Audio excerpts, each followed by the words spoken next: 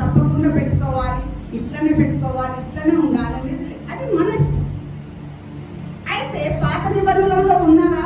ఉన్నారు. కొత్త నిబంధనలో ఉన్నారా? ఉన్నారు. పాత నిబంధనలో ఎవరెవరు ఉన్నారంటే మోషే, ఏలియా గారు, ఇంకా ఇజ్రాయిల్. వారు ఉపవాసం ఉండి ప్రార్థన చేసి ఏ విషయంలో అయితే ప్రార్థన చేశారో, దేనికోసం అయితే ఉపవాసం ఉన్నారో అందులో వాళ్ళకు సక్సెస్ వచ్చింది, విజయం కలిగింది. కొత్త నిబంధనలలో మనం చూస్తే కనుక యేసుక్రీస్తు వారి శిష్యులు అపోస్తులే కదా, శిష్యులు అపోస్తులు ఇంకా యేసుక్రీస్తు. కొత్త నిబంధన. పాత నిబంధనలో మోషే, ఇజ్రాయెల్, ఎస్తేర్, దానియేల్ ఇవన్నీ ఏం చేశారు? ఎజ్రా, నెహెమియా వీళ్ళందరూ ఉపవాసం చేశారు. సో ఇప్పుడు ఉపవాసం ఎందుకు చేస్తారు? చాలా మందికి చాలా రీజన్స్ ఉన్నాయి. కొందరేమో పశ్చాత్తాపం కోసము చేస్తారు.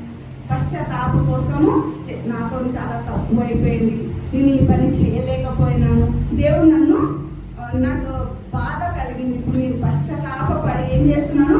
ఉపవాసం పెట్టి దేవుడికి ప్రార్థన చేస్తున్నాను. ఉపవాసం, ప్రార్థన, పశ్చాత్తాప కోసం. నెక్స్ట్ మారు మనసు పొందడానికి. నెక్స్ట్ దేనికి? బైబిల్ కోసం చెప్తున్నాం, మనది కాదు, బైబిల్లో ఉంది. మారు మనసు పొందడానికి.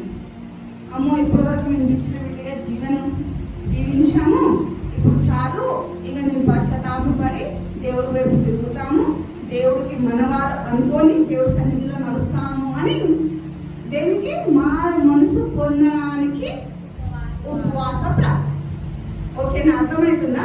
నెక్స్ట్ ఏమైనా తప్పు చేశాము, పశ్చాత్తాప అయిపోయింది, క్షమించడానికి ఉపవాసం చేసి దేవుడికి క్షమాపణ అడగడానికి ప్రార్థన.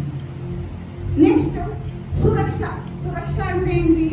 మన సహాయం కోసం, ఏదైనా ఆపదలో ఉన్నప్పుడు, ఏమైనా కష్టంలో ఉన్నప్పుడు రక్షణ కోసం, మన రక్షణ కోసము ఉపవాసం చేసే వాళ్ళు కూడా ఉన్నారు. దానికోసం కూడా మనం ఉపవాసము